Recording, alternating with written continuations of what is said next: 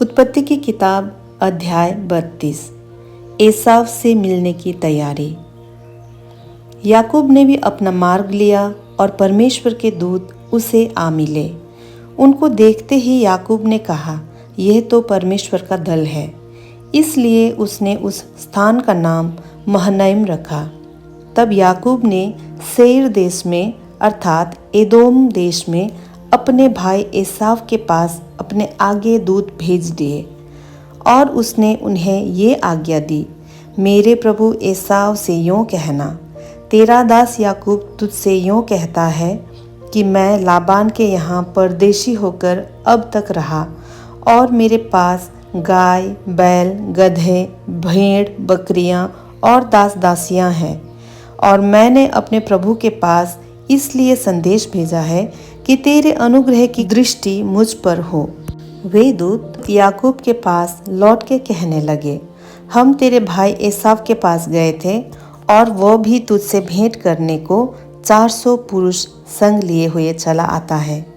तब याकूब बहुत डर गया और संकट में पड़ा और ये सोचकर अपने साथियों के और भेड़ बकरियों के और गाय बैलों और ऊँटों के भी अलग अलग 2 दल किए कि यदि एसाव आकर पहले दल को मारने लगे तो दूसरा दल भागकर बच जाए।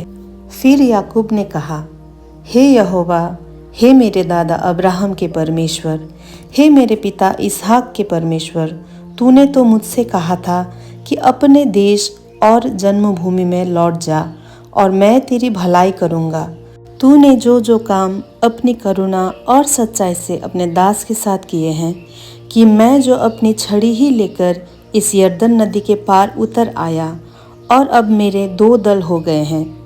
तेरे ऐसे ऐसे कामों में से मैं एक के भी योग्य तो नहीं हूँ। मेरी विनती सुनकर मुझे मेरे भाई एसाव के हाथ से बचा। मैं तो उससे डरता हूँ, कहीं ऐसा न हो कि वो आकर मुझे और माँ समेत लड़कों को भी मार डाले। तूने तो कहा है कि मैं निश्चय तेरी भलाई करूँगा और तेरे वंश को समुद्र के बालू के किनकों के समान बहुत करूँगा, जो बहुतायत के मारे गिने नहीं जा सकते।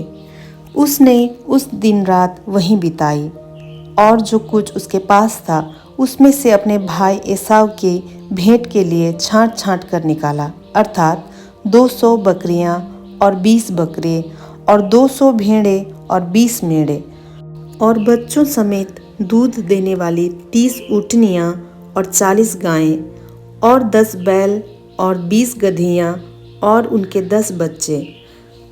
इनके उसने झुंड झुंड करके अपने दासों को सौंपकर उनसे कहा, मेरे आगे बढ़ जाओ और झुंडों के बीच बीच में अंतर रखो।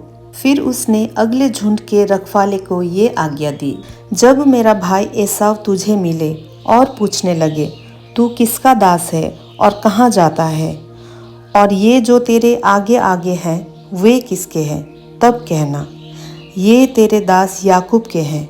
हे मेरे प्रभु एसाव, ये भेंट के लिए तेरे पास भेजे गए हैं और वो आप भी हमारे पीछे पीछे आ रहा है। और उसने दूसरे और तीसरे रखवालों को भी वरन उन सबों को जो झुंडों के पीछे पीछे थे ऐसे ही आज्ञा दी कि जब एसाव तुमको मिले तब इसी प्रकार उससे कहना और ये भी कहना, तेरा दास याकूब हमारे पीछे पीछे आ रहा है, क्योंकि उसने ये सोचा कि ये भेंट जो मेरे आगे आगे जाती है इसके द्वारा मैं उसके क्रोध को शांत करके तब उसका दर्शन करूँगा। हो सकता है वो मुझसे प्रसन्न हो जाए। इसलिए वह भेंट याकूब से पहले पार उतर गई और वह आप उस रात को छावनी में रहा। उसी रात वह उठा और अपने दोनों स्त्रियों और दोनों दासियों और 11 लड़कों को संग लेकर घाट से यब्बोक नदी के पार उतर गया। उसने उन्हें उस नदी के पार उतार दिया, वरन अपना सब कुछ पार उतार दिया और याकूब आप अकेला रह गया।